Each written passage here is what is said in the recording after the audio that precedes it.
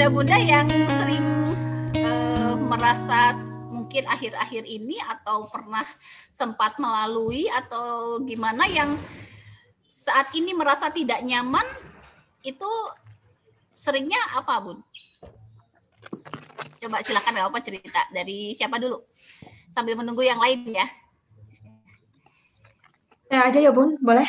Iya, Ya, silakan. silakan. Saya itu kenapa ya Bun? Terlalu terbawa emosi gitu. Kok suka tiba-tiba menangis, terus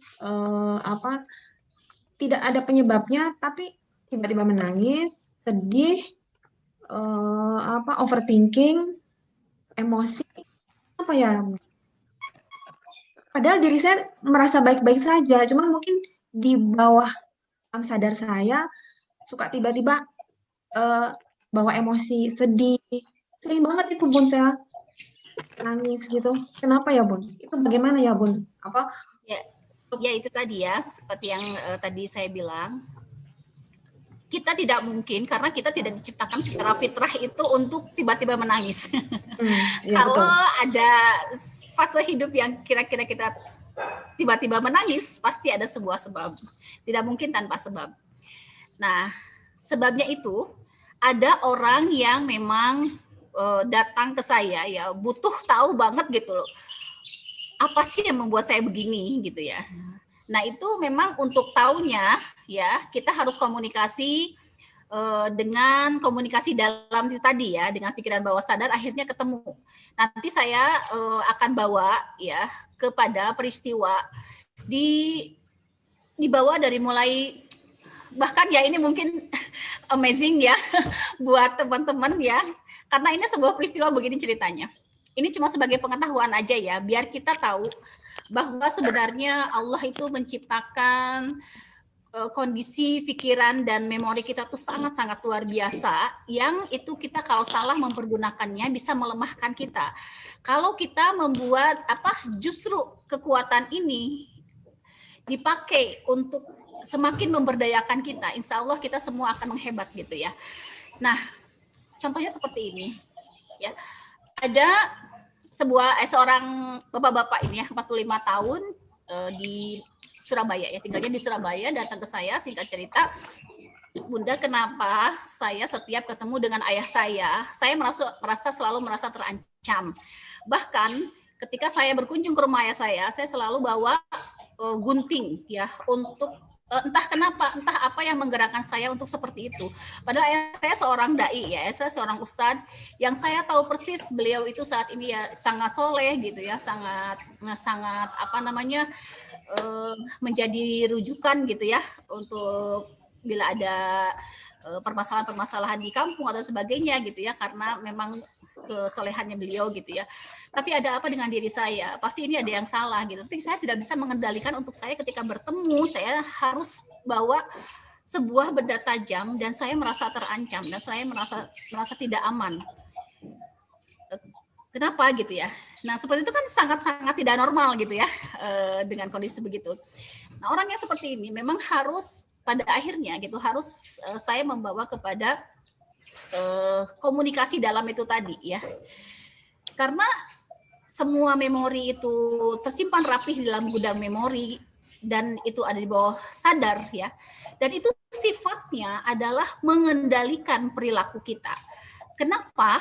Karena kekuatannya di dalam memori di bawah sadar itu kekuatannya 88%, sedangkan kita sadar ini kekuatannya hanya 12%. Jauh sekali ya. Nah, walaupun secara sadar tahu ayahnya sangat baik, bahkan dia seorang ustadz dan sebagainya gitu ya, dia sangat menyayangi anaknya, terasa banget. Tapi rasa yang mengendalikan itu, yang ada di gudang memorinya itu yang harus diungkap dan dia ingin tahu. Nah, kalau dia ingin tahu, memang pada akhirnya mungkin untuk menjadi pembelajaran dan ilmu ya. Akhirnya dicari gitu ya. Dicari dari mulai pertama kali menikah, bawa diri Anda ke dalam sebuah situasi mungkin pada saat setelah menikah. Bayangkan rasakan ada dalam sebuah peristiwa pada saat itu peristiwa untuk saat peristiwa traumatis yang sangat membuat Anda mengancam, apakah pada saat ada itu tidak ada gitu ya. Pada saat kuliah nggak ada. Dicek, ini cerita singkat aja ya. Pada saat SMA tidak ada, SMP tidak ada, SD tidak ada, TK tidak ada, pada saat bayi tidak ada, kemudian bawa dirimu dan seluruh elemen yang ada dalam dirimu ke dalam sebuah peristiwa di mana kamu sedang ada dalam kandungan. Karena saya udah cek, itu nggak ada semua ya. Terus akhirnya di situ, akhirnya si bapak itu bercerita. Saya ingat Bunda, pada saat itu usia saya 5 bulan di dalam kandungan, bayangkan ya. Padahal ayah dan ibunya tidak pernah menceritakan itu. Ya, di dalam kandungan, kemudian ibuku, mohon maaf, hamil duluan pada saat sedang kondisi masih masa-masa kuliah. Kemudian diceritakan sama ayah tidak siap untuk menikah karena belum selesai kuliah ya. Kemudian ibu berusaha tetap mempertahankan bayinya gitu ya, karena nggak mau melakukan dosa kedua kali gitu ya. Ayahnya sudah menggugurkan gitu ya, ibunya inginnya mempertahankan. Kemudian pada saat itu mungkin karena terbawa emosi, si ayah itu menendang perut ibu sampai terjengkang gitu ya, sampai terjengkang, ibunya jatuh, dan itu diceritakan persis sama si bapak yang bawa-bawa gunting umur 45 tahun itu. Saya waktu itu sangat, ya Allah, karena saya baru pertama kali ya, kayak sampai sebegitu gitu.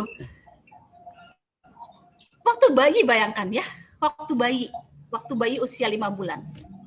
Nah, kemudian setelah itu terjadi, ya bagaimanapun pada akhirnya saya tetap mengcoaching dan mengedukasi si bapak ini bahwa yang terjadi di masa lalu itu adalah bapak dan ibu yang sedang pada saat usia sangat masih muda, pikirannya masih terbatas, kemudian pengalaman hidupnya dan segala macam modal kehidupan untuk menjadi baik itu masih belum paham.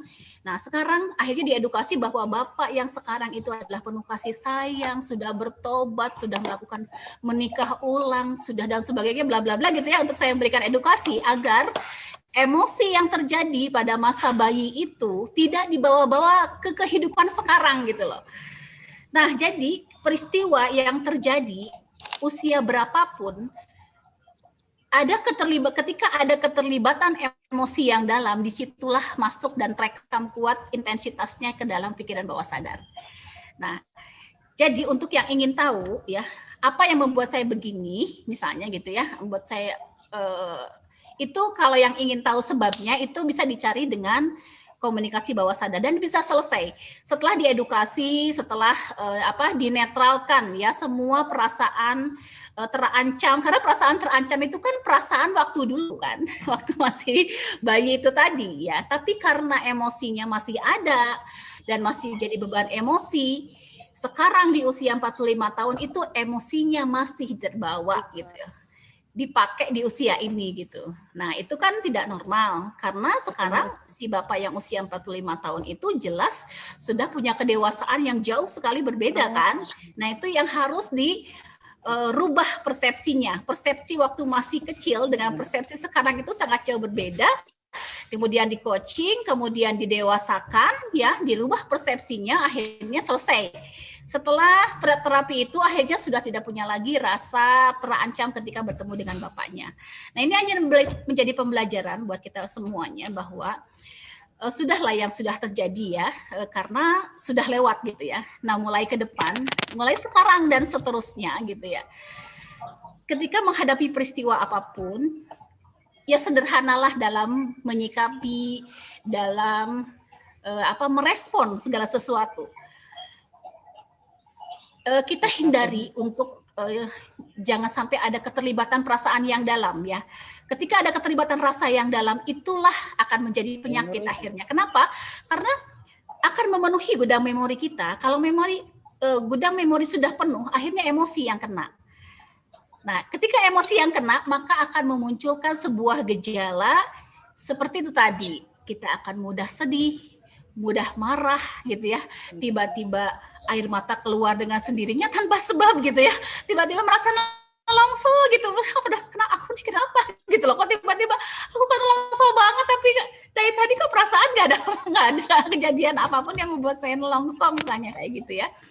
Nah seperti itu pembelajarannya, karena keterlibatan perasaan itulah yang membuka gerbang bawah sadar ya, sehingga karena memang dunia ini fana ya, kita mungkin entah kita semua sedang mengantri ya, sedang mengantri untuk sampai kepada batas usia kita, ke dalam ajal kita. Di sini semuanya sementara, hidup di dunia semua sementara, sisa usia kita juga belum tahu berapa, kesedihan yang sekarang juga sementara, mungkin besok akhirnya terganti dengan kebahagiaan, kita kebahagiaan juga tidak perlu euforia yang berlebihan, nanti mungkin aja besok juga, karena selalu dipergilirkan gitu ya. Dan semua itu biasa, inilah kehidupan gitu. Inilah kehidupan yang akan dirasakan oleh semua orang gitu ya. Nah, ketika itu kita hadapi dengan sederhana, dengan biasa saja, itu masuknya ke memori otak kiri saja. Jadi sebentar aja sudah lupa gitu loh. Jadi tidak akan mempengaruhi emosi kita. Ketika kita berlebihan, karena kalau berlebihan atau tidak, kadang-kadang juga kita nggak sadar sih, apalagi kita perempuan ya. Perempuan itu struktur otaknya dan kondisi hormonalnya itu 3 kali lipat lebih rentan daripada laki-laki untuk tingkat kebaperannya gitu ya. Tingkat kebaperannya dan membawa perasaan. Nah, pada saat membawa perasaan, perempuan itu jeleknya itu logikanya itu mati gitu loh pada saat ini. Nah, itu yang harus kita aware ya, harus kita sadar betul bahwa kita ini perempuan mempunyai sifat seperti itu. Maka kita harus menyadari, maka ketika itu mulai ya menguasai diri kita. Ya, itu harus stop. Karena siapa lagi yang mau stop kecuali diri kita sendiri. Gimana, Undang, setuju ya?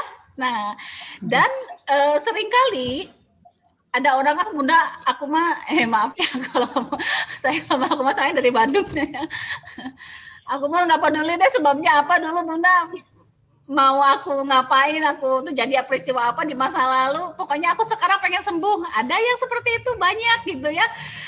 Ya sudah, namanya ini sudah berlalu kan, udah mau apa lagi, pokoknya saya ke depan ini pengen lebih nyaman, udah pengen lebih bahagia gitu, merasakan hidup lebih damai lah gitu ya, hati ini lebih tenang, biar bisa merespon segala sesuatu juga lebih proporsional gitu ya, lebih objektif, jadinya lebih sehat gitu untuk mental kita gitu. Seringnya sih begitu.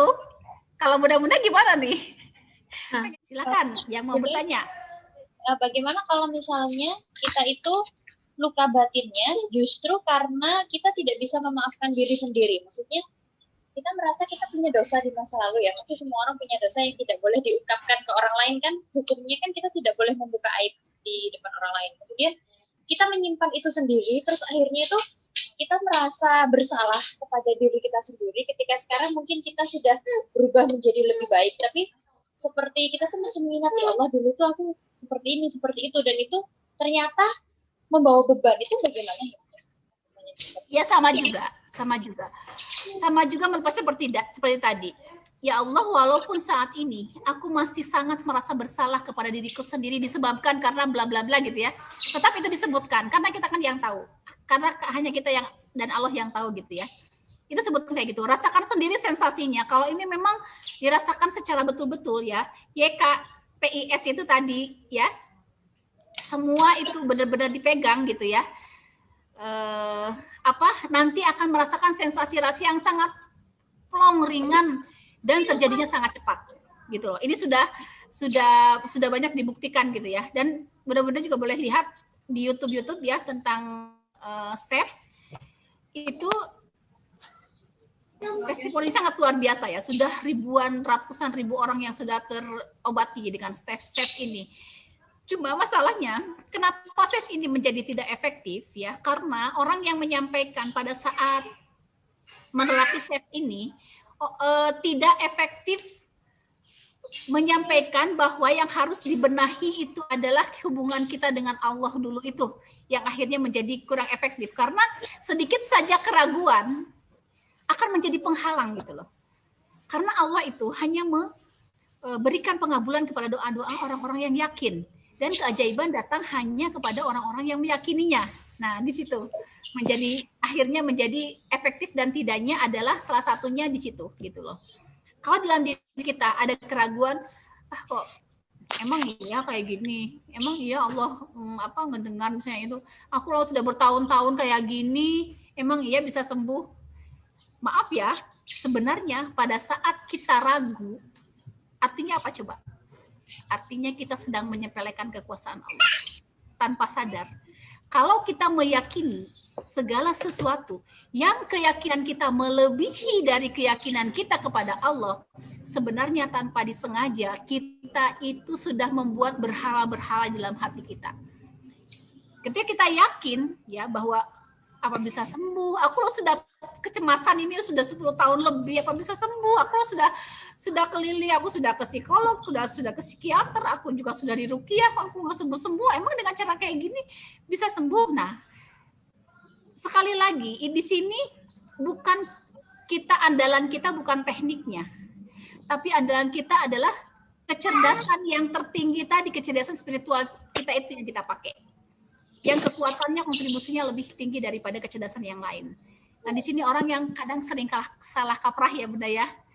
Sering salah kaprah dalam mencari kesembuhan itu, lebih mengandalkan teknik terapinya daripada kita tembus siapa yang memberikan kita kesembuhan. Sudah terjawab ya, Mbak Navita? Ya. Jadi apapun kurang dari kita mengalami kerugian, misalnya apa, kita pengen kembali untuk bisa lebih memberdaya, kita kembali untuk bisa lebih sukses gitu ya, usaha kita itu pun bisa dengan tapping.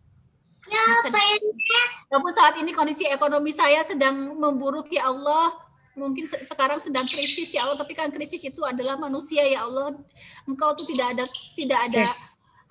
krisis untukmu ya Allah, itu sambil di tapping aja. Insya Allah akan saling memberi energi yang positif ya. Karena sumber dari segala sumber energi itu adalah Allah ya. Dan hanya orang-orang yang mengikatkan dirinya, yang menjadikan hidupnya senantiasa connecting dengan Allah. Kemudian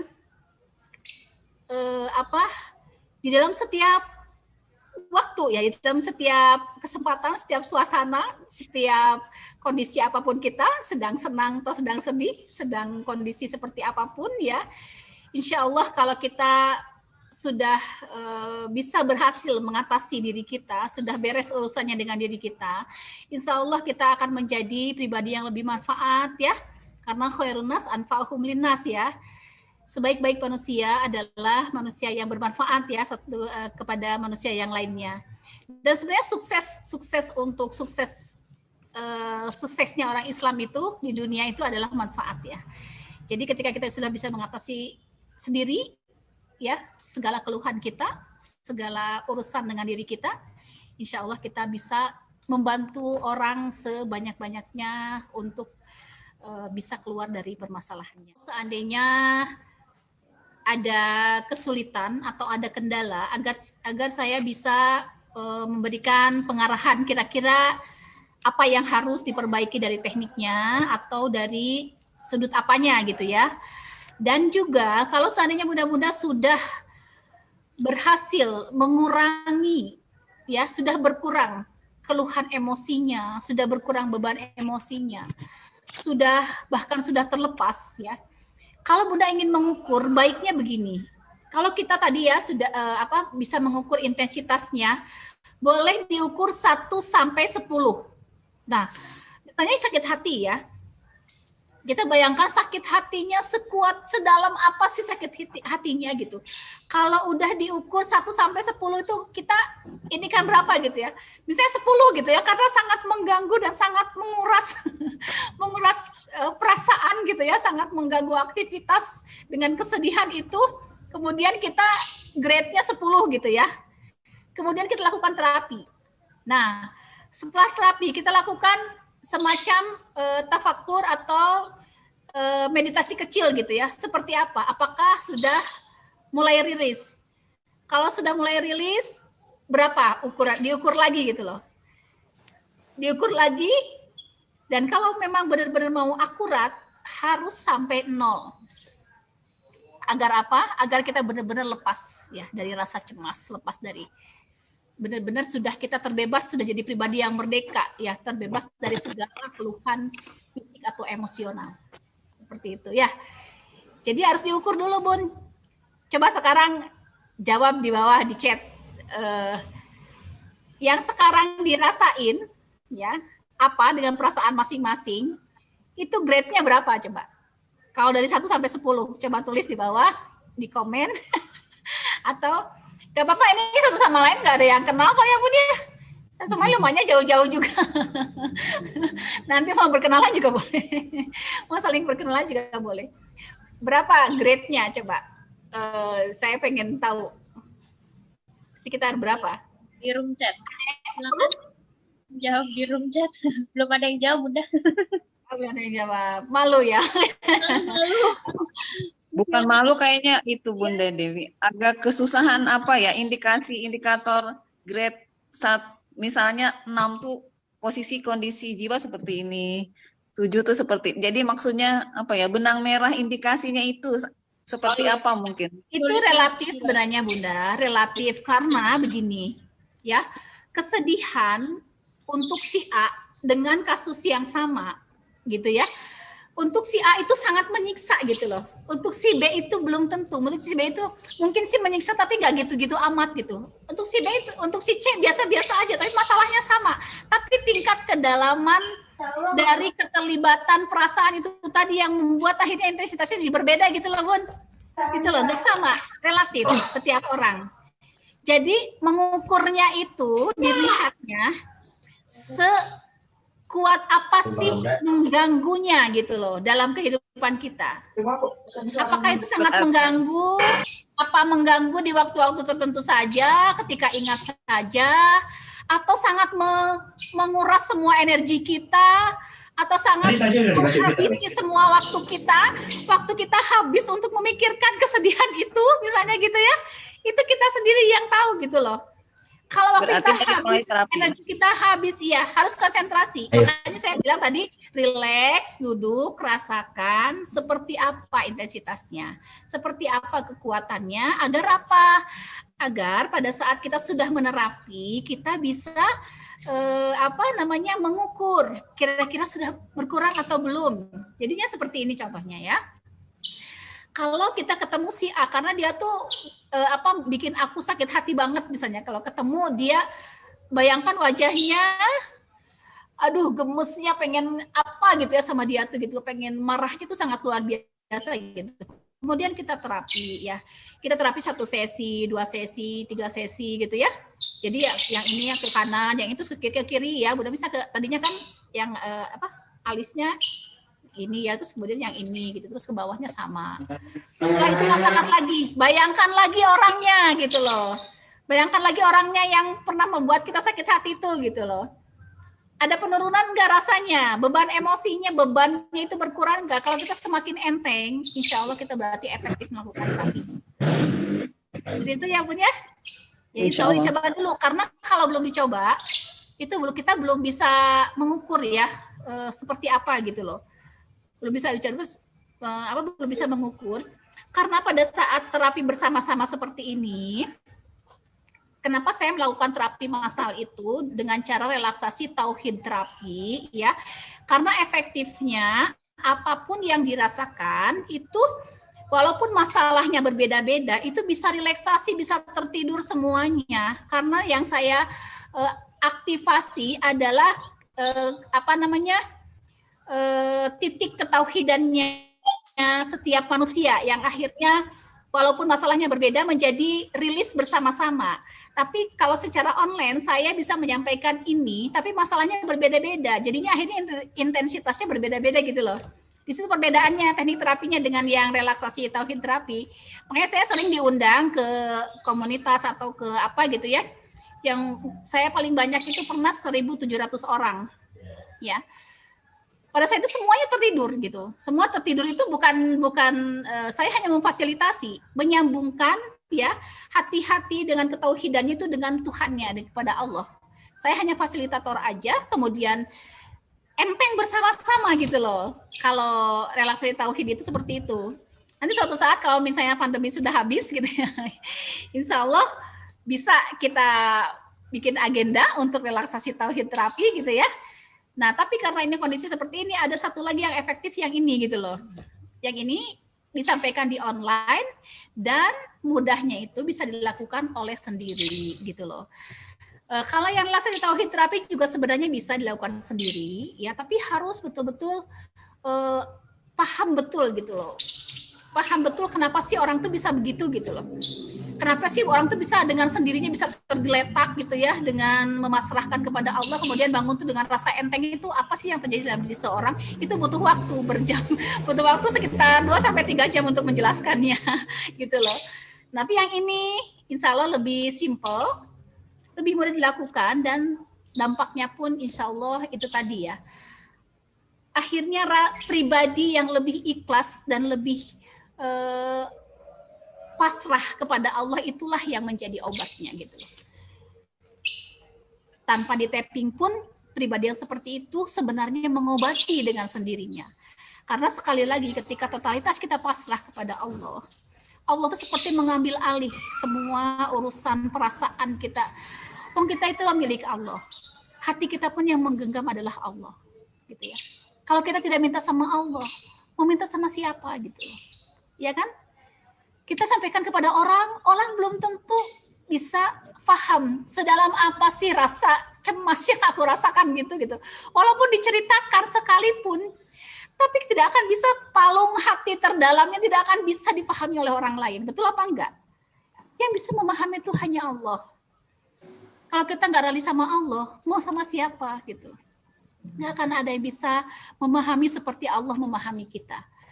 Nah, itu yang harus kita tanamkan dan kita kuatkan di dalam hati ya, agar insya Allah kapanpun kita dipanggil Allah ya, semuanya hidup kita tuh berakhir insya Allah dengan akhir yang baik ya, dan dalam kondisi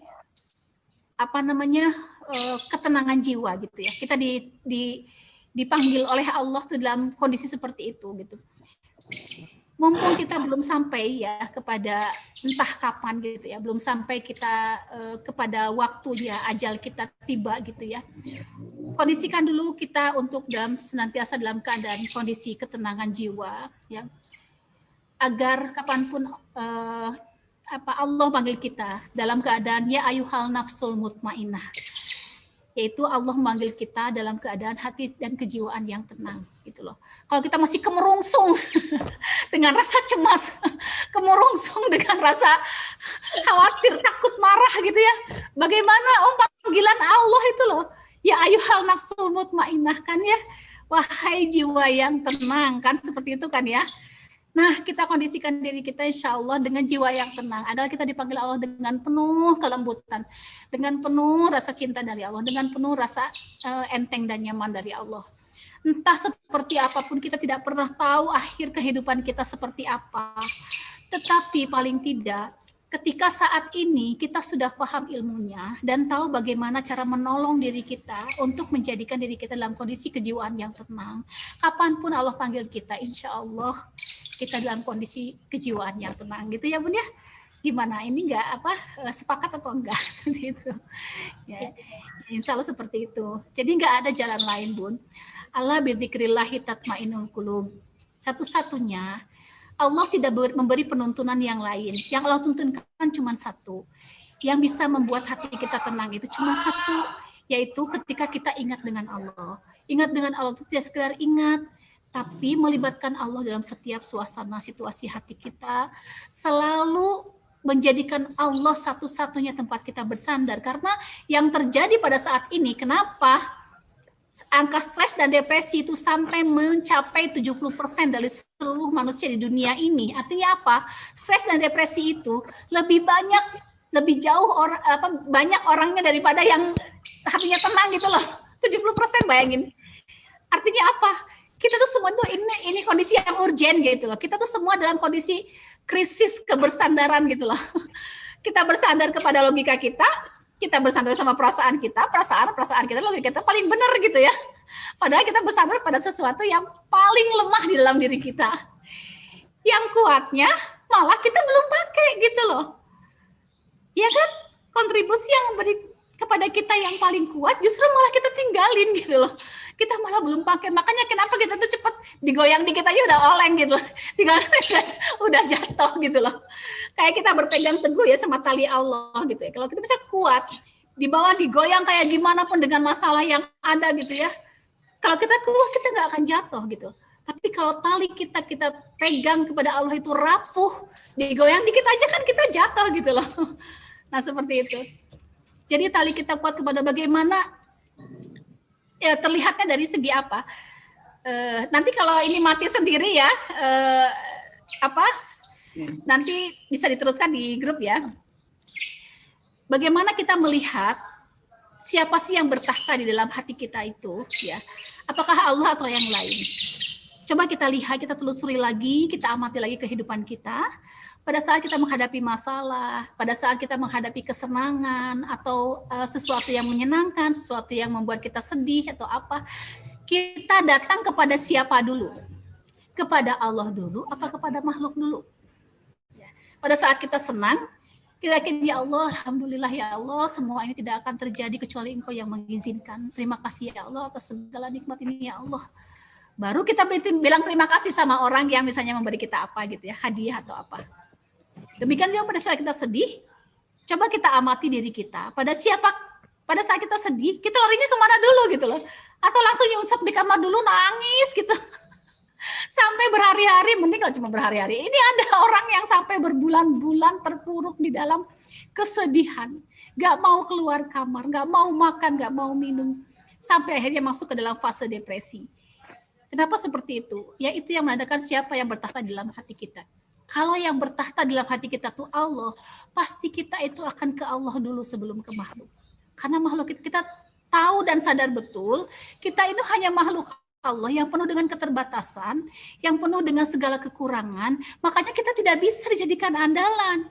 Kita harus lari kepada tempat yang benar-benar bisa menjadikan andalan, yaitu Zat yang bukan sembarangan gitu, yang maha kuasa, yang maha sempurna, yang maha menggenggam segalanya, gitu. Disitulah tauhid yang sebenarnya di situ. Kalau titik situ, insya Allah kuat, beres semua urusan kita yang lainnya. Sebenarnya masalah kita cuma satu, apakah hubungan kita beres enggak dengan Allah? Kalau hubungan kita dengan beres dengan Allah, yang lainnya itu hanya masalah kecil, Allah akan bereskan. Tapi ketika hubungan kita terganggu dengan Allah, ketika hubungan kita terganggu dengan pencipta kita, yang menggenggam hidup kita, yang mencukupi semua kebutuhan kita, yang masih memberi nafas, yang menggantungkan hidup dan mati kita kepadanya, itu terganggu, udah terganggu semuanya masalah gitu loh. Karena dari itu pondasinya gitu ya. Ini mohon maaf ya, saya sedang menasihati diri saya sendiri juga gitu loh. Karena itu tadi, kita harus sadar betul gitu ya, bahwa kita ini, yaitu fase depresi itu sudah 70% loh Bun. Bukan main-main, silakan searching ya. Di Indonesia saja 17,5 juta manusia yang depresi, itu pun yang tercatat.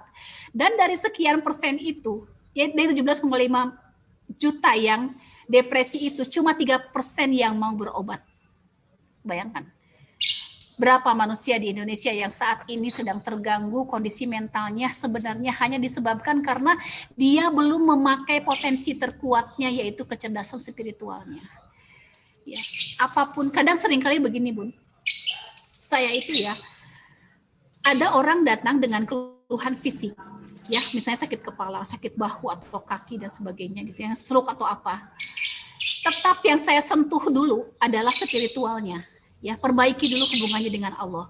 Ternyata setelah diperbaiki hubungan dengan Allah, kemudian emosionalnya itu ikut terdewasakan, ikut termatangkan dengan spiritual. Karena pada saat dia bersabar menerima rasa sakitnya itu, ya, kemudian bersyukur dengan segala nikmat yang datang dari Allah, kemudian sakit fisiknya berkurang, gitu ya. Saya belum menyentuh area fisiknya, belum saya terapi. Ya, dia hanya baru memperbaiki hubungannya dengan Allah, itu sudah sembuh dengan sendirinya. Masya Allah lah. Ternyata seperti itu kekuatannya. Jadi kalau spiritual kita beres, spiritual kita matang, spiritual kita dewasa, dan kita semua itu adalah sedang proses ya. Saya juga sama, bukan berarti saya sudah wah gitu ya Bunda Dewi gitu, enggak. Justru kedatangan klien-klien saya kepada saya tuh, mereka tuh Masya Allah adalah guru-guru kehidupan saya gitu, bahwa saya tuh ya Allah belum ada apa-apanya gitu. Kalau saya ada di posisi mereka belum tentu bisa sesabar mereka. Kalau saya ada di posisi orang yang sedang mengalami masalah seperti itu belum tentu saya bisa sekuat dia. Itu adalah guru-guru kehidupan saya gitu. Dari mereka lah saya belajar ya bahwa betapa hidup ini tujuannya cuma satu. Dari rentangan dari 2 titik, yaitu titik yang berasal titik tumpu ke titik tuju. Titik tumpunya kita datang dari Allah, kita pun akan kembali ke Allah. Mau kemana lagi gitu? Kita mencari apapunnya, di situ kita mengalami krisisnya tuh di area situ gitu loh. Yang membuat manusia saat ini masuk ke dalam fase depresi sampai 70% dari penduduk dunia itu sekarang lebih kepada stres dan depresi itu karena itu tadi, Bun. Gitu. Insya Allah bisa dipahami ya. Mudah-mudahan saat ini adalah titik balik kita yang Allah takdirkan kepada kita. Dari sinilah kita mulai ya memperbaiki hubungan kita dengan Allah, dan itu adalah obat dari segala obat. Gitu, insya Allah. Karena segala obat datang dari Allah ya. Itu Bunda ya. Saya mohon maaf ya kalau seandainya ada apa yang saya sampaikan tidak berkenan. Semoga Allah izinkan, tidak hanya Allah izinkan pertemuan kita untuk menjadi jalan kebaikan untuk kita bersama di hari ini. Semoga Allah pun ridho ya dengan kebersamaan kita hari ini. Semoga kita semua kelak dicatat oleh Allah. Hari ini adalah hari yang diberkahi dan menjadi jalan kebaikan, jalan kesembuhan, dan jalan untuk memperbaiki kualitas diri kita menjadi hamba Allah yang tidak hanya sekedar solehah gitu ya, tapi bisa memberi manfaat. Mohon maaf, wabillahi taufiq wal hidayah. Wassalamualaikum warahmatullahi wabarakatuh.